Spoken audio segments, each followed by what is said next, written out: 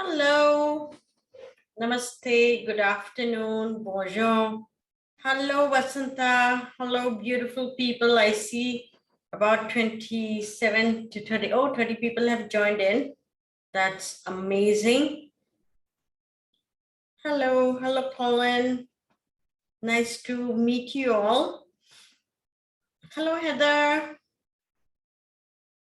Okay, wonderful. We will wait for a couple of more minutes before I start. I'm very excited to be back and doing this webinar again. We had Rosa Moradi, one of our upcoming star at CAISH, who did a webinar last month on skincare. And I'm coming back after a couple of months. Amazing, beautiful, warm summer day in Ontario, especially in the GTA. It's nice and toasty, feels like I'm in India. Okay, wonderful. We have quite a lot of people join in now, and we will start without wasting any more minutes because this is such a beautiful topic. I was thinking what would be important for this month's webinar, and because school is opening, this is fantastic. And besides students and young kids and youth who are going back to college and university or schools, it's very important for us who are adult, full grown adults in our day-to-day life, and those who are getting into their aging stages. Memory and cognition has become such an important functioning and asset to our human body. We have gone through the pandemic, we have gone through so many shifts and changes, and I'm sure most of you or some of you are experiencing some kind of cognitive changes, the way your mind is functioning, the way your brain is coordinating, the way you're retaining things, the way you're losing the sense of well-being, the sense of your surrounding. And so it is very important that we talk on this, we discuss. And in this 1 hour, whatever I can, I will share my best. If not, we have now started our Facebook group, a wellness group for the community. If any other questions come up, you can always join the community. Myself, my other team members, Rosa, Lena, Janine, Bhavia, we are about 6 of us, and we'll be very happy to be able to contribute to the community in the ways we can. And so welcome once again. Yes, Gabby, very stressful times with everything that's going on. So let's not mention stresses because we know they're part of our life. Now, before I move forward, I just need a little bit confirmation from some of you. If you can hear me clearly, I'm using an external mic today. Just want to make sure that you all can hear me clearly. Okay, fantastic. I got a few. Okay, thank you. Thank you. Great. So once you'll have attended the webinar, you usually get the recordings via email. And in the email, there will be the links to the Facebook group. I don't remember on top of my head what the group name is. I know it's there on my laptop. This is how our brains are now working because there's so much going on. We can't retain everything, but you all will be sent out and you all can have the opportunity to join in.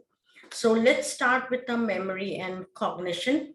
I'll just put up what I have prepared for you all today. There we are. Okay, fabulous. So memory and cognition, they are very important aspects of our so-called the brain functioning. Now, this is the understanding from a conventional perspective that memory and cognition are brain functioning. However, we will get into the Ayurveda, yoga, and Marma, and what this wisdom, ancient wisdom, tells us about the memory and cognition, where it is in the body, is it just in the brain, it's somewhere else, and how do we work towards enhancing it without taking pills, without taking too much of herbs, just from a day-to-day living. Also, you can definitely enhance your memory and cognition. So memory generally is understood as short-term memory and long-term memory. You all have heard about short-term and long-term memory. Short-term memory is something that we do, and we have done something. Now today you might take some things with you which would be in your short-term memory. In long-term memory, we look into different kinds of memories, sub kind of memory in the long term. One is which you probably might relate to. It's called as the autobiography memory. That means certain people in your life has made certain influences. It could be your own family members, it could be an icon, it could be your guru, your teacher, your school friend, someone who has made that influence in your life, and you'll never forget them. That will stay in your memory. That is called the autobiography memory. So that memory, most of us are able to retain it. Even those who have got Alzheimer's and dementia, they do remember an old episode or people that were part of their life. They might go back 80 years, 70 years back into their life, remember their mother, remember their sibling, remember people that long. So that is the autobiography memory. Then comes what we call as the implicit memory and explicit memory. Implicit memory is that memory that is very dependent on a state, something that you have been repetitively doing it for years. It's part of your habit, and you just, it's there in your system. It could be a way of eating, something that you were taught long time back and you never forgot about it, and it has just become part of your life. That is the implicit memory. Explicit memory is those memory that requires a lot of conscious thinking. You need a concentration to the mind, you need the mind engagement, you need the cognition for it as well. That means a thought process with it. Now, this memory many times get challenged, and this is where we start to look into memory and cognition together. There's one more memory which the ancient medicine of Ayurvedic medicine, yoga, and also Marma Nadi have been speaking about for centuries, but now the scientists have been looking into, which is called as the slumber memory. Slumber memory is what you see in your dreams. Sometimes you might see certain things in your dream which are actually being sitting in your memory bank, and you have forgotten about it in the forefront, but somewhere it's there in your memory bank, and it comes out when you are in a state of relaxation or even in a state of sleep, where the external influences are not anymore impacting you. So you are just kind of 100% with yourself, and that's where the slumber memory comes in. That's where hypnotism also came in, where a person is put to partial sleep, and anything that is there in the consciousness, which is being stored in the consciousness in form of memory, they're able to get access to it. So these are just the understanding of what memory is. Now, some of you might have strength in one form of the long-term memory. Some of you might have strength in other form of memories. That is something that I would really encourage you to sit back and ask yourself, what is easy for you to remember? Is it numbers? Is it faces? Is it description? Is it colors? What it is? Because you have to know yourself. Ayurveda always talks about knowing yourself. If you don't know yourself, you will not be able to enhance your memory. So understanding your memory is amazing. It's something that you want to do. You want to get in touch with yourself. Uh, okay, someone asked me to turn on the transcripts. I don't know how to do that. I'm not very tech savvy. Just have a setup here, and whatever you see. Do you see the presentation, everyone? Can you see the presentation? And you can see my face? If you can see the presentation in my face, that's the setup. Unfortunately, I can't do any other changes. Okay, great. I can't do any other changes because I don't know how to use the platform. So I won't disturb it. But anyways, you will get the handouts as well when you get the email, especially those who have taken the time to attend, who are keen to learn more. You'll definitely get the support that you need for your own well-being. And so knowing yourself is very important, especially the way you are using your memory. For example, I just can't remember numbers. For me, numbers have always been a very challenging. If you suddenly come and ask me a phone number, or you ask me any kind of even number, how much did you buy this for? I just don't remember numbers at all. But when I'm seeing clients and patients, I might not remember their name, but as soon as I see their face, even if I've seen them 20 years back, 25 years back, everything about their health comes back, whatever they had discussed about me. I don't even have to check my notes to see why they had seen me 20 years back. So each one of us have our own strengths. See where you are at, because the different ways of enhancing your long-term memory and enhancing your short-term memory. So that is what memory is. Now, according to Ayurvedic medicine, when we are looking into the three biochemicals or bioenergies of the body, that is called as the Vata, Pitta, and Kapha. Vata is the air energy, which is all about mobility. Kapha, which is the water energy, it is all about stability and nurturing. And Pitta, which is the fire energy, is all about maintaining the temperature, maintaining the cellular activities of the body. Now, memory, according to Ayurvedic medicine, is the functioning of all three. I know people that join my webinars. We have a very wide range of people that are just trying to understand Ayurveda, to those who are experts also in Ayurvedic medicine. And I'm very happy to have you all. So I'll just go very simple for those who are just trying to understand Ayurvedic medicine. And that this Vata, Pitta, Kapha is the umbrella concept in Ayurvedic medicine, and all body functions are understood under these umbrellas of Vata, Pitta, Kapha. So many times when you read textbooks, it says that Kapha, which is the water energy, is responsible for good memory, strong memory. That is true. But in general, the concept of long-term memory and the short-term memory, all three doshas, all three bioenergies are equally involved, because when we look into memory, there is three processes to the memory. One is encoding, that means receiving the information. Then storage of that information. So like today, you are now, right now, you're receiving. So you're in the encoding mode of the memory.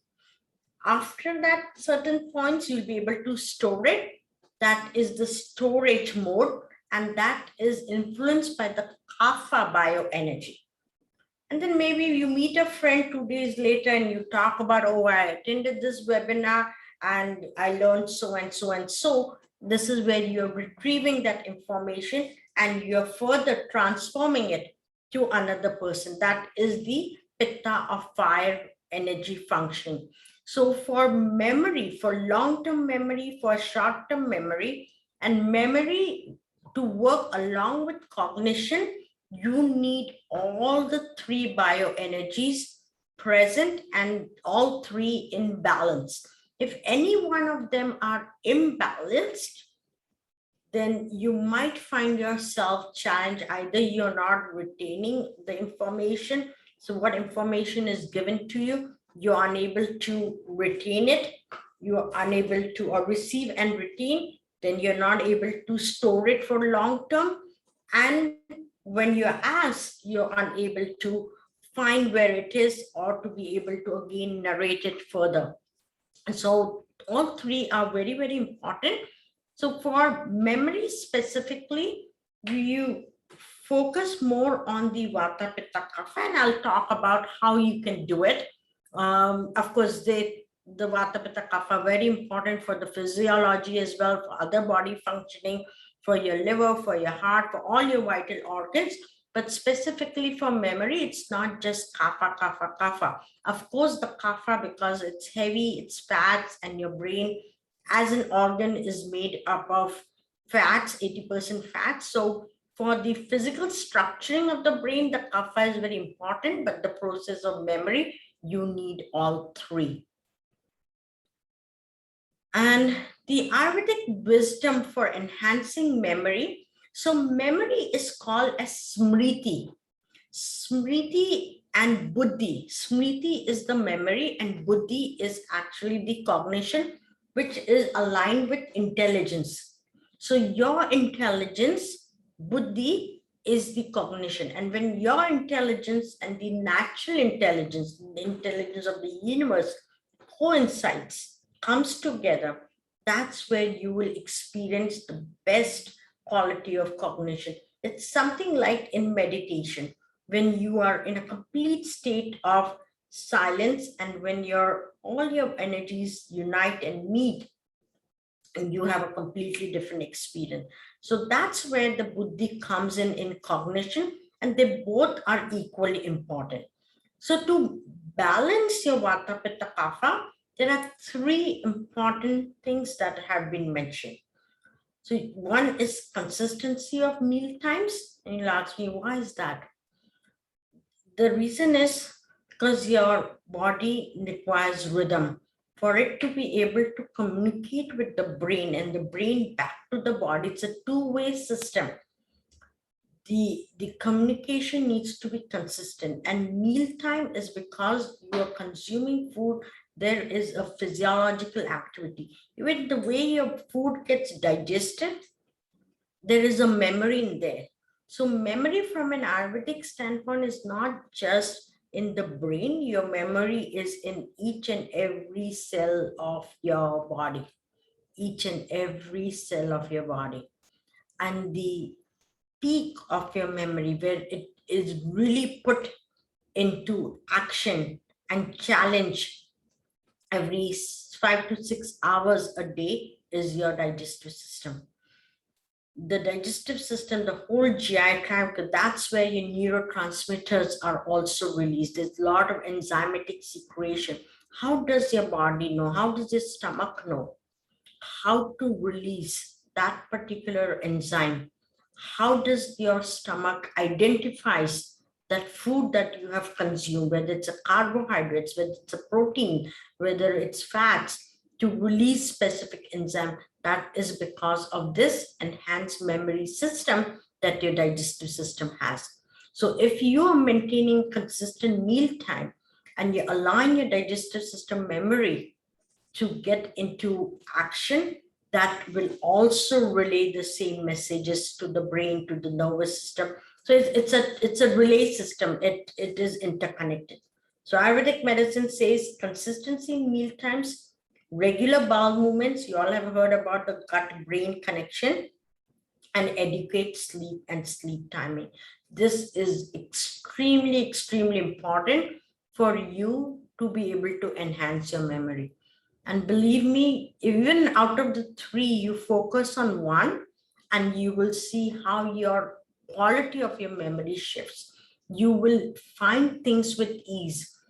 Even the short-term memory. I had some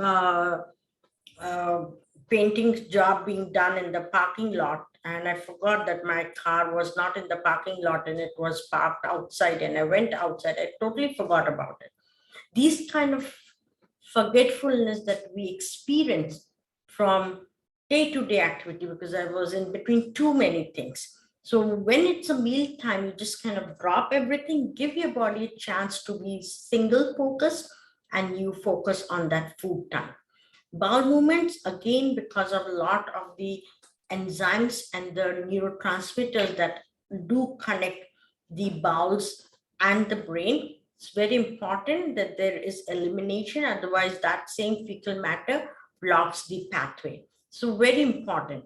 And educate sleep again, because sleep will help that slumber memory. It will recycle the memory. It's exactly like your computer system. You need to reboot your system. If you just keep it on all the time, you're just using up the memory for no reason. Although the brain, even if we talk about just the brain, it has trillions of cells that hold the memory. So you can imagine the whole body has about 4 to 5 times more than just the brain. So there's no kind of lacking of the amount of memory you can store. It's just that you are not storing. It's exactly like the process of absorption. It's not that you're nutritionally deficient, you're eating good food, but yet you're lacking certain nutrients because you're not absorbing. So here, what we experience in today's world, today's time, that we are not absorbing the information, we are not assimilating the information. And then when it's time to retrieve it, we are kind of struggling where is that information. So there's so much of stress that is created, and there's so much of stress that we are also taking in from what's happening in our peripheral, in our world. And so sleep will help in rebooting. So educate sleep is very important, and educate sleep does not mean that you have to sleep 8 hours a day. It could mean even 4 hours a day, but it has to be a good quality sleep. So this is what the Ayurvedic medicine says about enhancing your memory. Will you all remember this? 3 things: consistent in meal times, regular bowel movements, and educate sleep. It's not very difficult to do. You just have to put your consciousness, put your mind to it. And that's where the cognition comes in, because cognition is your mind. So once you put your mind towards it, even one thing you do, if you can't do all 3, start with something simple, start with one and kind of focus on it, right? Now, a lot of my own clients, patients, they come back and they'll ask me, oh, I'm doing everything that I can, but it's not helping me. And my answer is that our body is like our military. You have to still keep the routines going. You can't come out of the routines, because it's like training your body.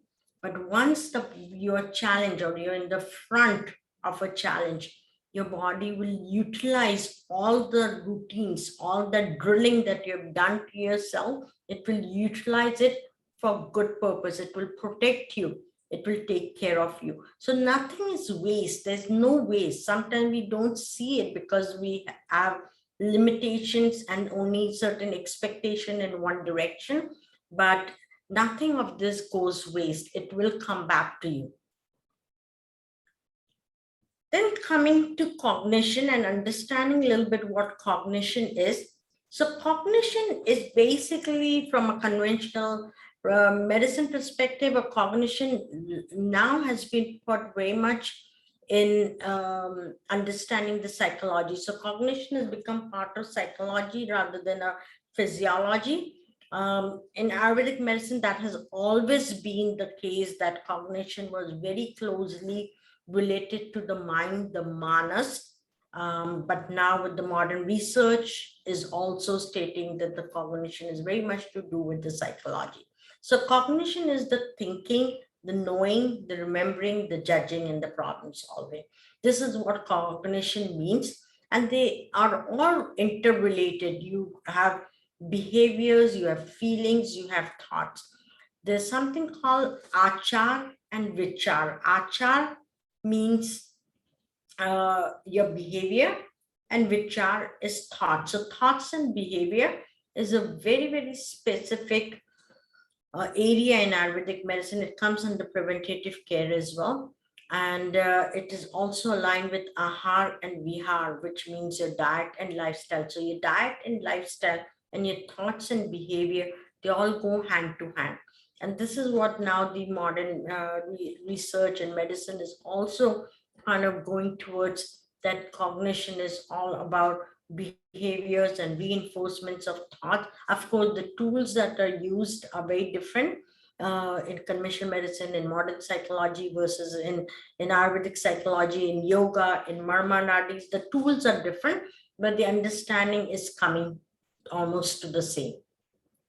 So cognition, as I explained you all, it is buddhi, it's called as buddhi.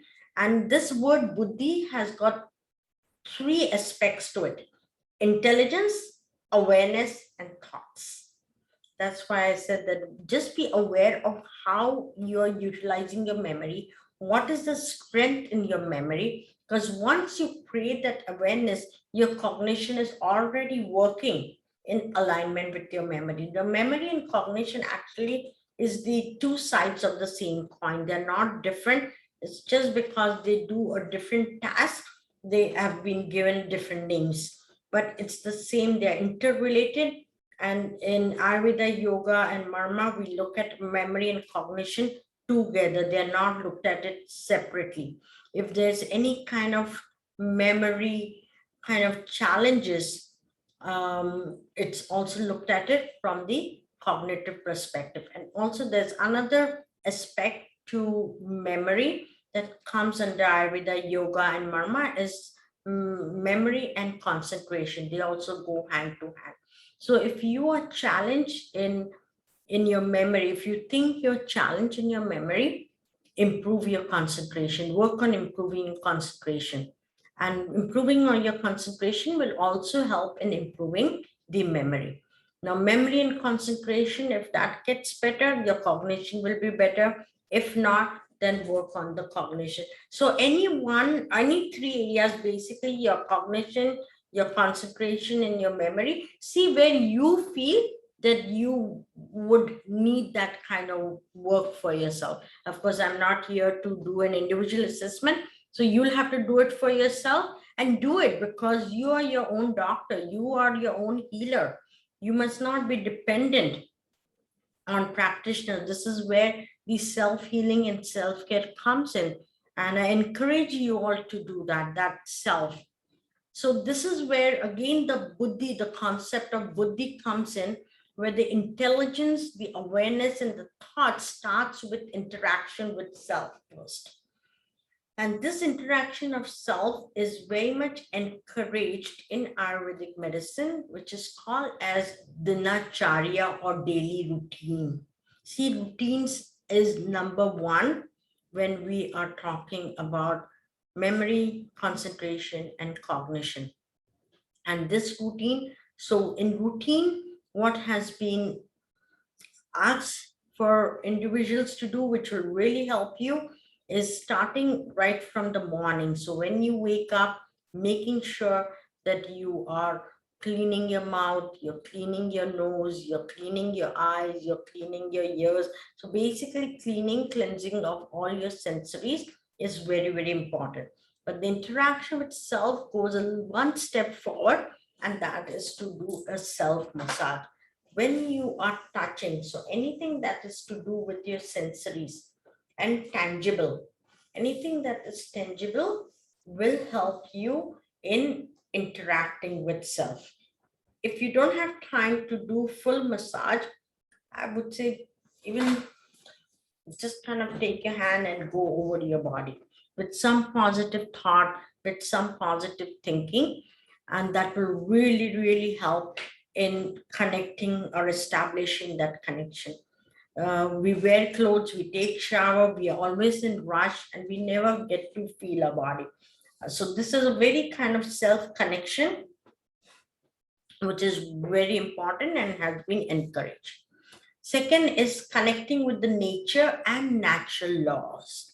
Now, this is something that I would emphasize on, and I'm sure many of you will agree to this, that why we are having so much of issues with our memories and cognition, memory, concentrations, our thoughts, the way we're expressing our feeling, we're having so much difficulty, is because over time we have been disconnecting ourselves with nature. So first it started, of course, technology and innovation is a big influence on us, but we are responsible for ourselves. So we cannot put everything on the innovation and technology. We have to take the time and re-establish our roots. So first it started with the invention of clock and watches, where we stop utilizing a connection, even knowing what time it is. Now, if I don't look at my watch, I will not know what time it is. So we have become dependent on the watches to tell us what time of the day is. And this is one exercise that I would encourage you to do, that challenge yourself. Challenging is very important. So challenge yourself, just play a game without looking at the watch, just do a guesswork, what time it could be, right? And look at the sun position, look at the moon position, just do guesswork. And this is the way you'll still use your mind. You will get your mind more engaged. And so first was the clock, I said. Second was the temperature. So we don't know, without checking, we don't know what temperature it is outside, inside. Till we don't step out, we will not know what the temperature is. So again, our skin is not interacting with the nature. Again, I would say take the time and come out of your homes, just feel the temperature. Even if, like today, it's so hot, switch off your air conditioning. Please don't risk your health if you have health conditions that needs air conditioning, but do come out at a safe time and feel it. So feeling, again, with the feeling the environment is very, very important. And so watching, feeling, all of this is very important. Then came a GPS. Now we have all lost the directions. We don't even challenge ourselves whether we should go right or left, straight. How should we navigate and find that route? So again, when you're not in rush, please do take the time of just using your senses, just using your sense of direction without using the GPS. Otherwise, we all are losing that connection. Then again, telephones, we are not using our intuitions, we are not communicating with our loved ones. We miss them, we pick up the phone, we talk to them, we feel satisfied, and that's it. We are not connecting with our loved ones through intuition. So again, take that time. I'm sure you have many friends and families overseas at a distance, and talk to them through your intuition. Get that ability going. Some of you might think I'm foolish, I'm crazy, but you know what? Believe me, I've done it. And it's through experience, I'm telling you, it will really help you to get that sense of self-independence as well in your central nervous system, in your brain, in your autonomic nervous system. You feel as if you're living, your nerves are alive. And this is where your awareness, your thoughts and intelligence will start to get themselves going, because now you're not utilizing them. So if you don't use it, you lose it. It's exactly the same principle. So take these baby steps. Again, it's all mental game, mind games, and you want to play those games with yourself. Challenge yourself. Don't let yourself get into any habit, and that habit becomes dependent. And that dependency on the habit, you're just kind of not using your implicit memory. You're just using your explicit memory. Okay. And then finally comes the practices that nourishes your soul. So again, meditation, definitely, but meditation, beyond meditation, there are other practices, even a laughter. It's not an apple a day that will keep the doctor away. It's a laughter a day that will keep the doctor away. So make sure that you are laughing with your chest open, like just your heart opening. You are laughing, because laughter again releases a lot of neurotransmitters, your endorphins, your neurophins, which are all part of your cognition. So don't get too caught in the scientific understanding of cognition, the dementia, the Alzheimer, the ADD, the ADHD for kids. Don't get too caught. Those who are parents here and attending this webinar, tickle your kids. Let them laugh. That tickling is also part of building their cognition, because you are kind of making them laugh. Be silly. Be like kids who are silly. You want to get that silliness out of you because it really nurtures your soul. So these are the simple, very simple recommendations that we find in Ayurvedic medicine that is to enhance your cognition. I'm going to go and talk to you about the diet and their herbs as well. I always find the time goes very fast and I have so much to tell and so much to share. But this is one of the images that I really wanted to share with y'all. Is on one side, you see a person in distress and one is coming back into health from being distressed. And this center is a balanced state.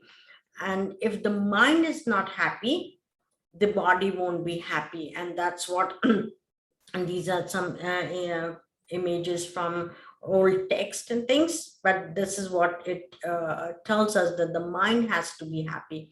And your mind has got both the memory, the cognition, the concentration. So what is the mind? The mind is basically your sixth sense. So if you're utilizing all your five senses, which is your common sense also, and because we are so getting dependent on more gadgets and more devices, we are losing our common sense.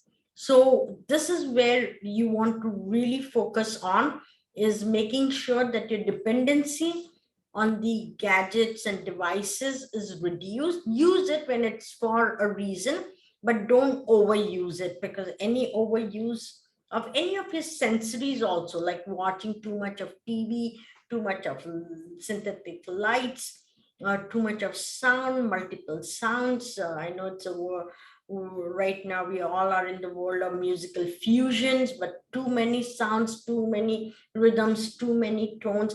This makes our functioning, even cellular functioning, very, very complicated. So try and get as simple and as basic as you can, at least in your personal and private time. The mind controls and coordinates all your sensory impressions. So anything that you have seen, news these days, the news has become the biggest disaster.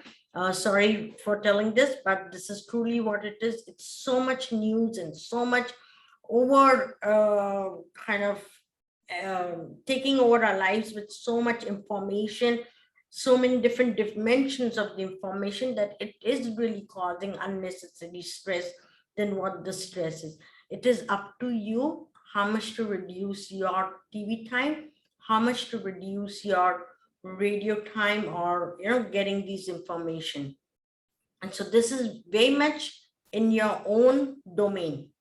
Okay. And Ayurveda definitely says that the mind affects the body and the body affects the mind. So if you keep your body, the temple, taking care of your physical health, will also improve your cognition, will also improve your memory, because sensory and cognition both controls the mind. Sensory and cognition controlling of the mind is in the brain, but rest, the feelings and the emotions are all in your heart. So again, when we talk about memories, we talk about cognition. It's not just the brain, that is from the conventional medicine, but from the ancient Vedic wisdom, it is also in your heart. So making sure that your heart is free of negative emotions, that's very important too.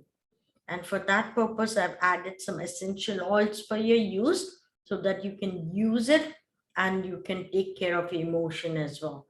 Don't let any emotion sit in your body too long. It's not worth it. It will impact the way you are receiving further information.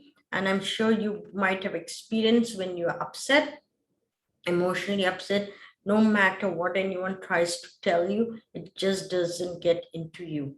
They might be saying the right things, but it doesn't get into you. So emotional upsetness can also impact your memory, and it can impact your thinking. You can tend to take wrong decisions if you are coming from the place of sadness, anger, frustration, or even wanting more than you can handle. So just be aware. Again, being a lot of self-awareness is very important for enhancing your memory and cognition.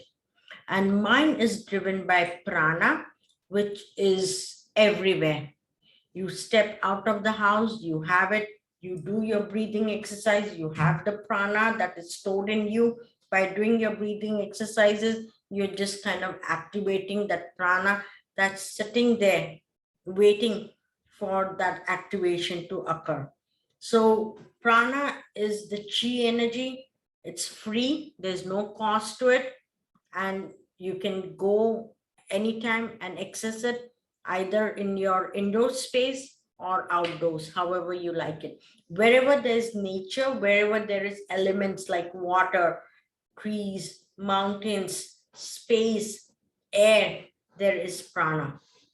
Also, prana has what we call it as negative ions, and sitting under a tree has got negative ions which are positive to the body. They charge your body. So your mind also needs recharging, exactly like your phone. So that recharging comes from the prana. So make sure that you are receiving that prana from external sources. Even prana can get enhanced by good talks, positive talking, talking to each other in a nice tone. Giving a smile to a stranger or getting a smile from a stranger also increases your prana, which has a very positive impact on your memory and your own cognition. And from the Marmanadi wisdom for the mind, that there's a channel that connects us right from the top here and connects us to the universe. This channel is called as Chitta Nadi, which means a channel of worry free. As soon as any worry comes in, even a thought, oh shoot, I have to go and do groceries, any of that worry thought that comes in, that nadi kind of gets narrow and it doesn't completely expand itself. When it's expanded, there's a good flow and you will see the mind is relaxed. Once the mind is relaxed, your memory and your cognition all is at an enhanced state. Then the mind is in all living cells, which we already spoke about, and the network of nadis or the channels in your body communicate through the breathing vibration. So vibration is very, very important. Heart is the only organ in your body that actually physically moves. There's no other organ that physically contracts and expands. It actually contracts and expands, and it creates a vibration. That vibration, through the vibration of the heart, the other cellular system also vibrates. So that vibration is very, very important, and that is connected to your breathing. So again, from time to time, recheck and regulate your breathing. We have also spoken about relaxation, peace, laughter, and other creativity enriches the mind. So again, in creativity, go a step further. Try some new things, because again, hand is very important. Fine motor skills and gross motor skills both are very important when we are looking into the memory. So again, knitting, stitching, any craft works, any painting, coloring, all of this is very, very important, even dancing. So get your motor activities going, because that will really, really help in enhancing your memory and cognition. So either you can use your gross motor skills where you want to dance, or you want to do things that will relax you. It should not be goal oriented. Your yoga exercise must not be goal oriented, specifically if you are doing it for the memory and cognition. So again, you can look into this very closely, pay attention to adequate sleep, creativity, spinal stretch. So I'm going to come to that spinal stretch, regular bowel movements, follow the natural rhythms, sensory integrations, and laughter day. So sensory integration is very, very important, and we are seeing this a lot more when we're looking into certain diseases now that are related to neurological conditions, especially in kids, that their 2 and 3 sensories do not unite together. So if one sensory works at one time, and the second sensory will work at another time. So this coming of the sensories together is very important, and the sensory integration will be only possible when you are doing spinal stretches, any spinal stretches in the lying position. So any yoga exercise that you do in a lying position on the back, so it could be your fish pose, it could be your other lying position, even spinal twist, anything that is involving the spinal cord will help in the sensory integration. The other thing that is very important for sensory integration, and we adults don't do it, but it's very important, is swinging. You see monkeys? That's what we need to do as well, is the swinging. So swinging is very, very important. It helps in that sensory coordination as well.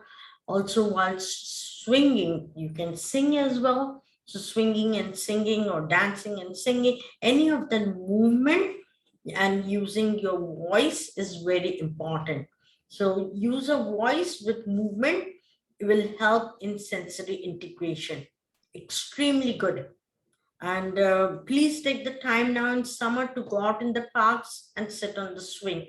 You'll really feel that whole spine, and that movement of the spine will really help in the way you are taking the information from the outside, taking it in, and how your sensories are integrating it.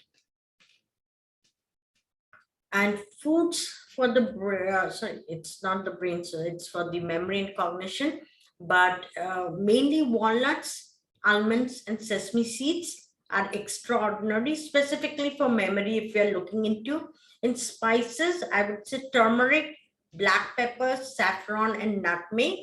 And with food, with vegetables, sweet potatoes are extraordinary, yams, squashes, carrots, and beets. So anything that is sweet and has bulk, actually, if you go to see in that perspective, a texture, that is very good for the memory, because memory, to build memory and cognition, you need rejuvenative properties. And this is where in Ayurvedic medicine, it is also called as rasayana therapy. So any diseases that come in that are related to memory and cognition, there is rasayana or rebuilding.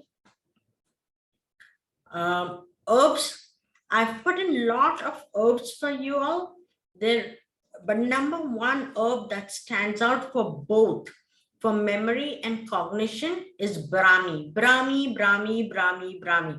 So there's Brahmi and there's Gotukola. Brahmi is Bacopa monaria. It's different than Gotukola. Gotukola is Centinalia. You want to go with Bacopa, and taking small quantity of Bacopa every single day is a good thing. It's not going to harm you at all. In small quantity, you can take it, and it will really help with the memory and cognition, especially those who are either feeling challenged. Even for stress, it's really good. But those who are really, really feeling challenged in these days and times with stress so much on us, it's impacting your memory, it's impacting the way you are thinking, your thought processes, the way you are executing yourself, your executive functioning. All of that, Brahmi is number one. Of course, Shankapushpi is also another herb which is fabulous, but if you have difficulty sourcing it, Brahmi, you can find it in any herbal stores, in local herbal stores. Ashwagandha is also used But ashwagandha, I would say be mindful. If you have any digestive issues, please don't use ashwagandha. I've listed it here so that you know that there are great herbs. There are more herbs than this, but these are the common ones. Then for cognition, personally, I love valerian because this is one herb that is very easy to get.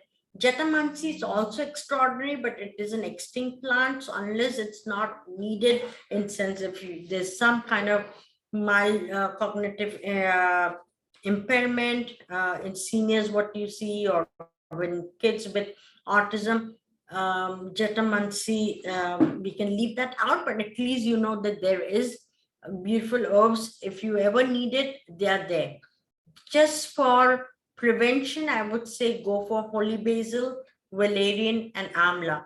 Now, the traditional use of the herb is Brahmi amla. When Brahmi and amla both are put together, and you can use it internally and externally. Externally, you can take the Brahmi amla oil, you can source it from any local herbal store or Ayurvedic store. Take it in your hand and put it up here. So there's a marma point here, there's also chakra.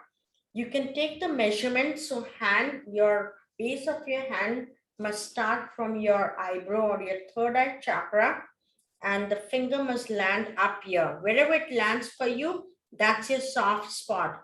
That's where you need to put this oil. And you can go very gently. Don't massage your don't give too much of friction, very gentle massage. And then the rest of the scalp, you can massage. But Brahmi Amla oil is very good for building both memory and cognition. You can see Amla is extraordinary for cognition and Brahmi is extraordinary for the memory. Both in combination is fabulous.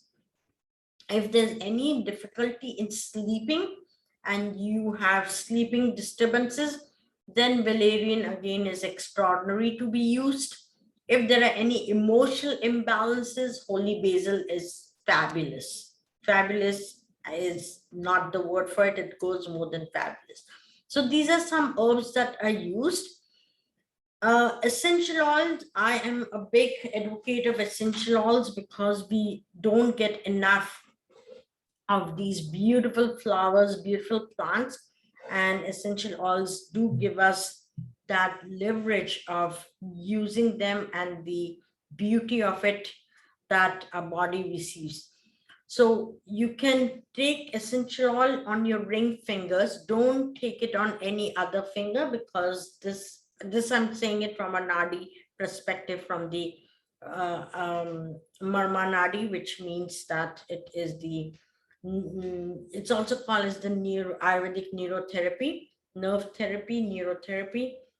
These are certain nerve channels that are very good when used on the ring finger, and that can enhance your energy. So just take it on the ring finger, few drops. You can apply it on your temples, you can apply it on your third eye chakra, and this is extraordinary. Sandalwood, sage, rosemary. Rosemary is actually been proven now through modern research as one of the most extraordinary home herb or culinary herb that is very, very good for the memory. You can use it in your food. You can also chew it raw if you have a nice fresh plant, or you can use the essential oil and you can also inhale. Same lavender, jasmine, because they just help you to come to a state of relaxation. So essential oils are very, very important, especially for memory and cognition. I'm just going to skip this. Now from Marma points, which are the vital points, the entire spine. So your whole torso, right from your neck to down to your groins, this whole area, front and back, and any marmas that come in this area, front and back, are extraordinary for building the memory or enhancing the memory, and also for clear cognition. So you see there are about 10 to 12 marma points right on the back. So any spinal stretches that you're doing is very, very important for the entire flow of the spine, the entire flow of the memory also needs to flow in your body, and of course for the cognition to come into light. But there's one marma point out of all of this, is this one, which is right in your rectal area. It is called as the Guda marma. And this is one of the yoga exercises that are done. Those who have difficulty sitting on the floor, especially seniors, or even otherwise have an injury and things like that, you can actually get a tennis ball, small tennis ball. Make sure that the chair that you're sitting on is not too hard or it's not too soft. And you can actually place that tennis ball right in the center, and you can sit there and give a little pressure. And that is really, really good. That's also the area where the Kundalini energy rises. But that particular Marma point is extremely good in enhancing any memory. Actually, it also clears any trauma. If someone had any trauma, working on that Marma point will help in clearing the trauma. So that's very, very important from a Marma perspective. And from yoga, again, breathing exercises. So Ujjayi breath, which is the victorious breath, is very good for the memory and cognition both. Or the bumblebee breath, with your ears closed, your eyes closed, your hand or your fingers on your nose, and your tip of the tongue touching the roof of your palate. And you inhale, and when you exhale with the sound of a bee. You can check a lot of YouTube videos. I can put it in the link as well for you, so that you can see what a bumblebee breath is. So breath work, again, because of the vibration that we spoke about, it's very, very important that you do breath work if you are really keen on enhancing your memory or concentration or both. So it's already 6 o'clock. I'll take some time to answer your questions. If you have any questions, I'll stop this. Oh, I see there's a lot of questions sitting here. Yes, Jasmine, you will get the recording. If you have joined in, you'll get the recording. You'll also get a copy of this PowerPoint. So yes, definitely. So Bria, you have a question. Why do you prefer Bacopa to go to Kola? Brahmi, from an Ayurvedic standpoint, Brahmi is Tridoshic and Bacopa is not. It slightly aggravates the Pitta. That's one. Second is Bacopa monaria is meant for memory. If you're looking into other mental functioning, then yes, go to Kola. But Brahmi, specifically Brahmi Bacopa monaria, is meant for memory and cognition.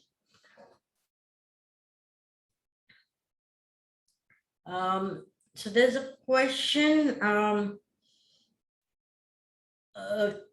can Brahmi and Amla be given to kids? Oh yes, for sure. It can be given to kids. So a classical way, like classical, what I mean to say, because we don't get these preparations here in Canada, other countries possibly get it, but a lot of them are prepared in ghee. And Brahmi and Amla is supposed to be given ghee based or oil based, but it has to be cooked. So there's a method. Because it's not present there, the other options, you can always add it in honey or in some other sweetener like maple syrup. So you can definitely give it to kids. Oh yes. There is also a formulation called Chai One Prash. I've put it in the text, in the chat. Chai One Prash, it's a herbal jam which has got Brahmi, Amla, rose petal, many herbs, 54 herbs. That is also extraordinary. Just for rejuvenation, it's very good for the immunity, it's very good for the memory, very good for the cognition, very good for kids or for seniors. So yes, Hema, the same question, how do you take Brahmi plus? The only way you can take it here in North America is with some sweeteners. If you have any diabetes, then I would say don't take it with sweetener. you can actually boil it and prepare a kind of decoction, and then you can possibly mix it with the coconut oil or some form of oil, or you can just drink the decoction. No, Brahmi cannot be added in the milk, neither Brahmi nor Amla. Turmeric can, Ashwagandha can, but not Brahmi Amla.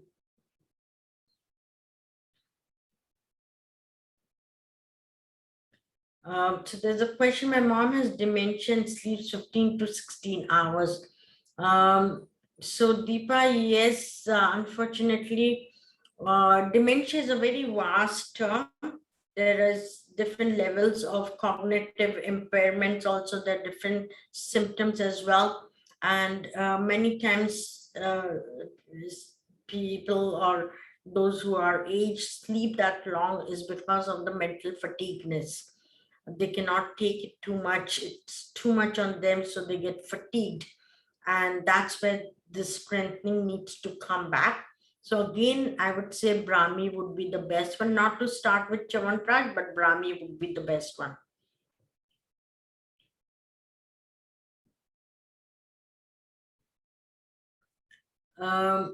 Sandeja, you have a question, when to take the herbs, morning or evening, before or after with food? So any herbs that you're taking for memory and cognition should be outside of the food.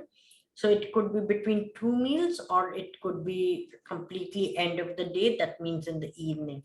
If there's any sleeping problem, I would say take it in the evening, because see, sleep is very important. So if there's any sleeping difficulties or light sleeping and there is challenge with memory and cognition, then take it in the evening.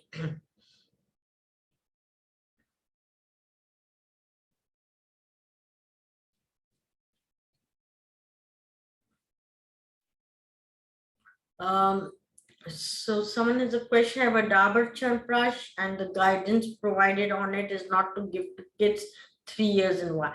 So Dabur, I don't want to get into the different brands, but Dabur is not the best one. Please make sure that you get very good brands. Also, 3 years is mandatory according to FDA guidelines, Health Canada guidelines, because there's honey in it. So that's one of the reason it is said not to give it to kids under 3 years old. But definitely school going kids, you can give it to them.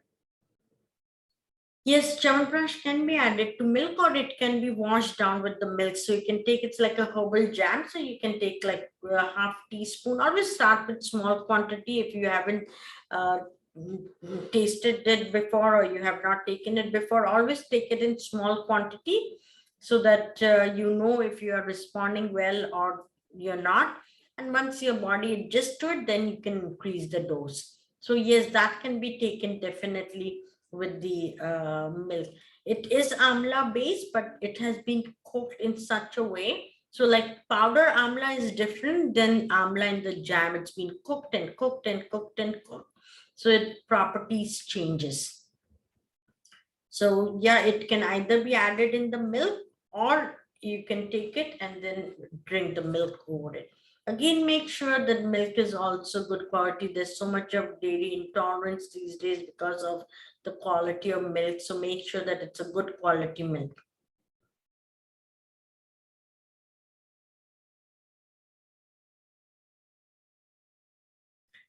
Yes, Deepa, if your mother has a very advanced stage of dementia, then unfortunately just Brahmi or just herbs will not help. There's a whole protocol.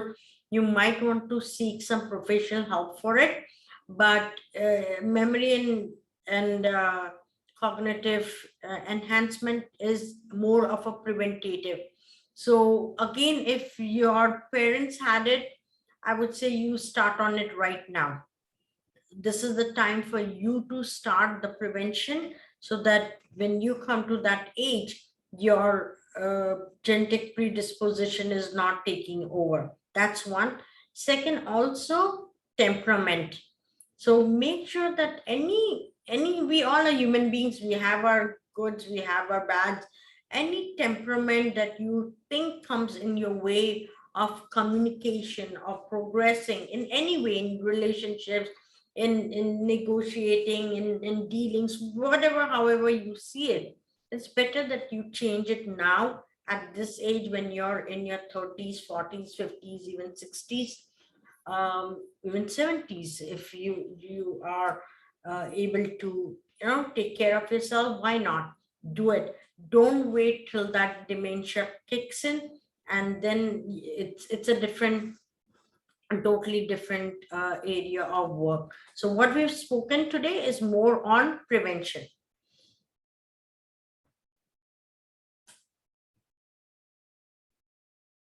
So someone wants me to speak a little bit on autism and daily habits, exercise. Definitely, autism is also a big spectrum, and also it can differ from a child age, but generally, as I said, keep a routine. It's very, very important for kids with autism to keep a routine. And routine again around their bedtime, around their meal times, and make sure that the kid is having a good bowel movement. This is primary. This is very, very primary, whether we are talking kids with autism, ADHD, or generally, even kids with allergies and asthma. This is primary. But you'll start to see a big shift because autism, it's so much on the face, and the parents have difficulty handling the kids have difficulty integrating in this kind of social structuring. And what you can give them is the stability in their routines at home. So that is very important. Exercises. So as I said, swing is one of the exercises. Of course, some kids might not like the fast movement, but generally some kind of a rocking activity is extremely, extremely good for kids with autism. Or exercises that would involve them lying on the floor.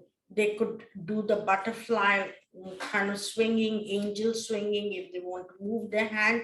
That as a parent, you can decide what to do. They can lie down still, so movements are okay, but give them some kind of a rhythmic movement rather than random movement. So that's very, very important.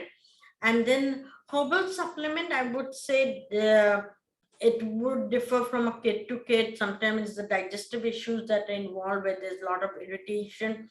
Sometimes there could be also parasites, so that can differ. But generally, I would say that you can use Brahmi Amla would be a very good support and base to start.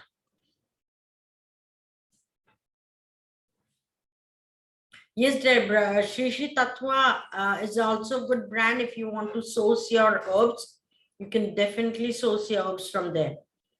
Valerian also, I'm not sure, Deborah, if the Shri Tatwa has valerian, but valerian is good if there's any addiction. If you think you have any kind of addiction, and that could be even addiction to TV, addiction to phones, addiction to substances. Valerian is very good to be taken in small quantity. That can also be taken with Brahmi and Amla.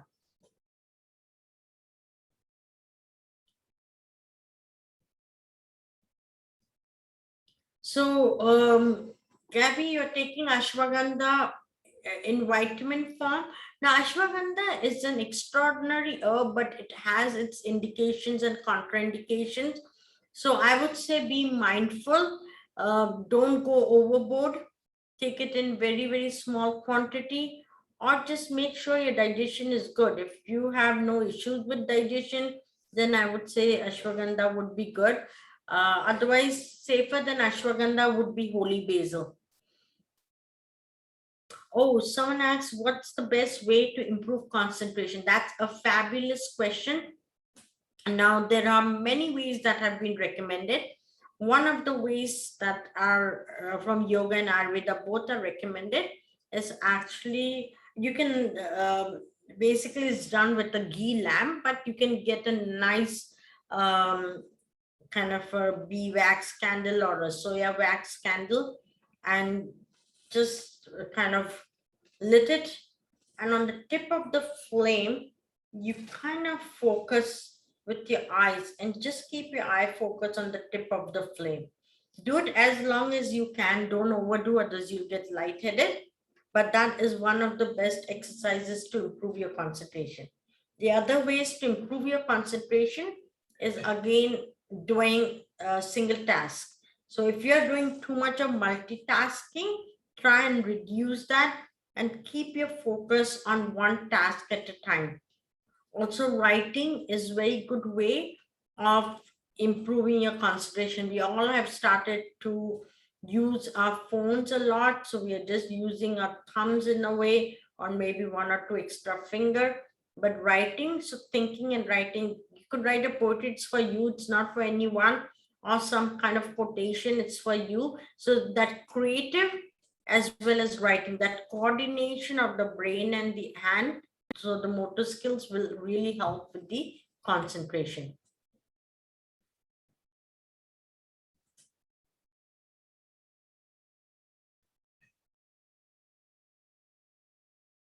Thank you, Rosa, for your compliment. So there's a question: when we do self-massage with oil in the morning, do we need to shower off the oil afterwards, or can we leave it? Oh yes, I would encourage to leave it. But if you are back in office and you can't leave it, then you can take it off, but at least leave the oil on the body for good 20 to 30 minutes. And when you take shower, just make sure that you don't dry yourself with towel and rubbing. You just kind of pat dry so that the oil still stays on your body.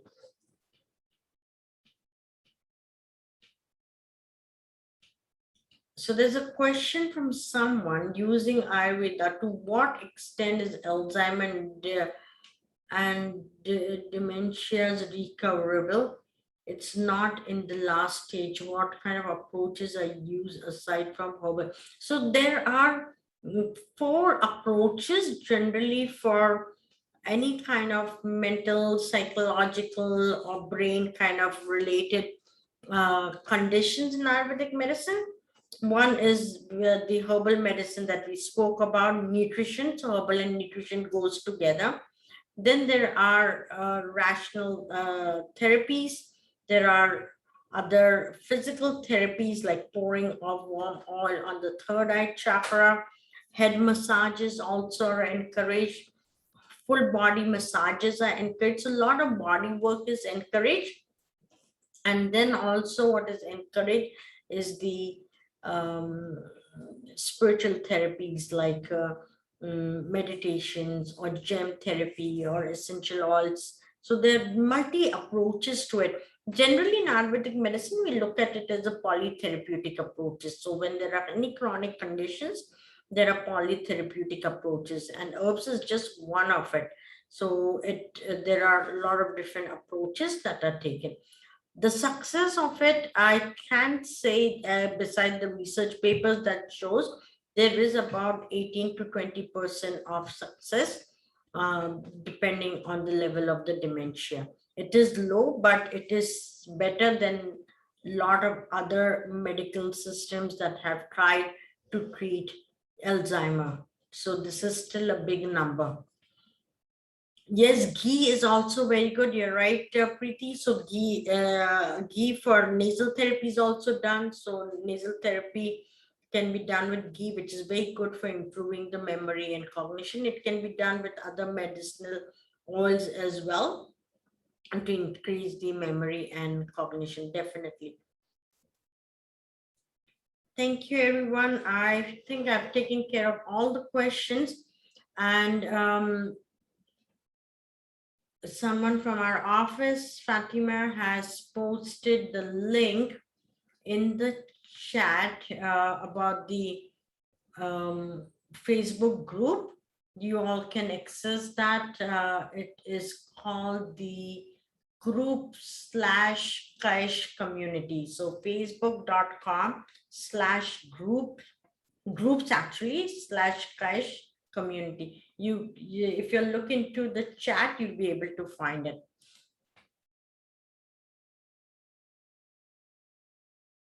Oh, I didn't see this, but there are more questions. Sorry, I'll just take care of it.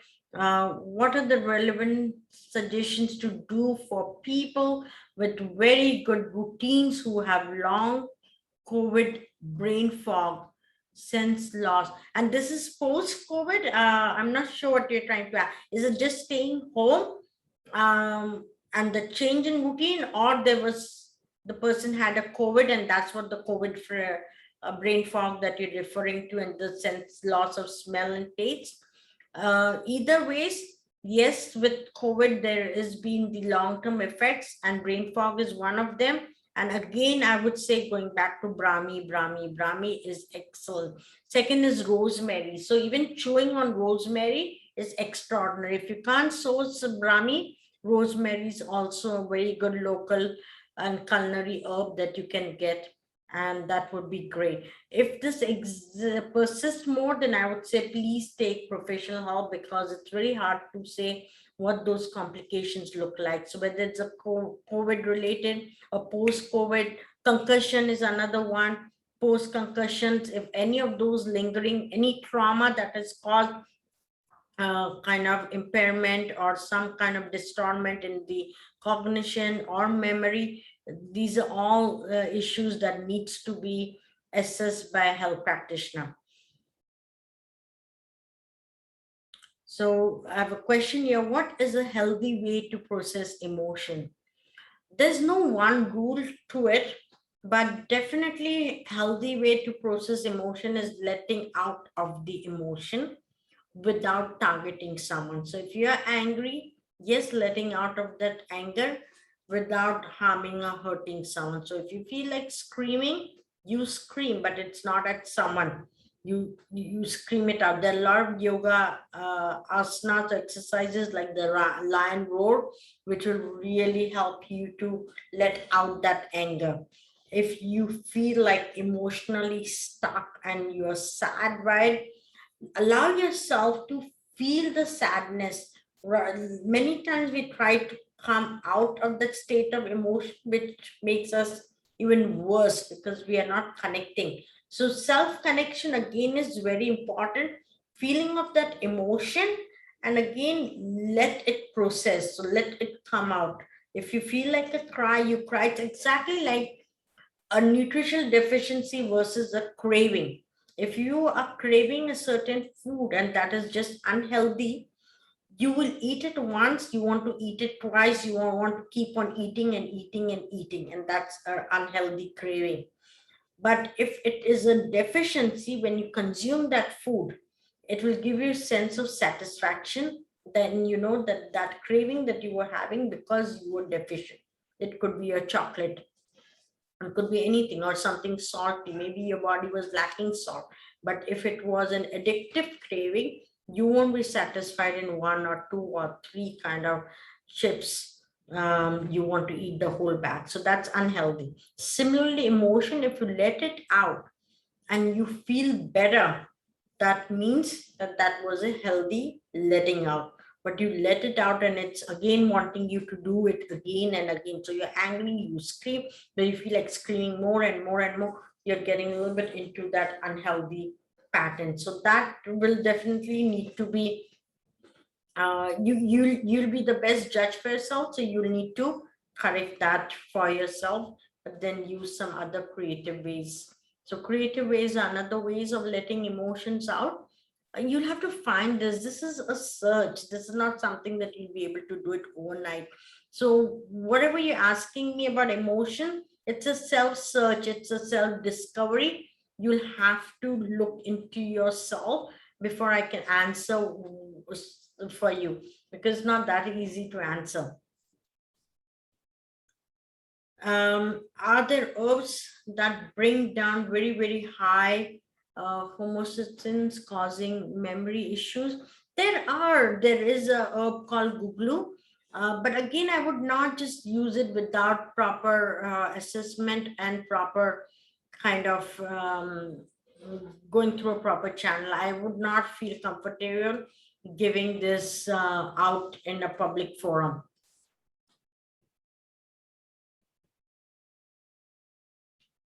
What are the best brands for the herbs? There are many brands out there. Whatever you find in the stores that have got the approval of Health Canada, which is NPN number, those are good ones. What we can find in Canada. Are you from Canada? I can't see your name, so I don't know. If you're from Canada, then you'll have to follow what is available here. I would not advocate for things that are not available here, because it's a completely different challenge there. But whatever is available here, definitely you can source it easily.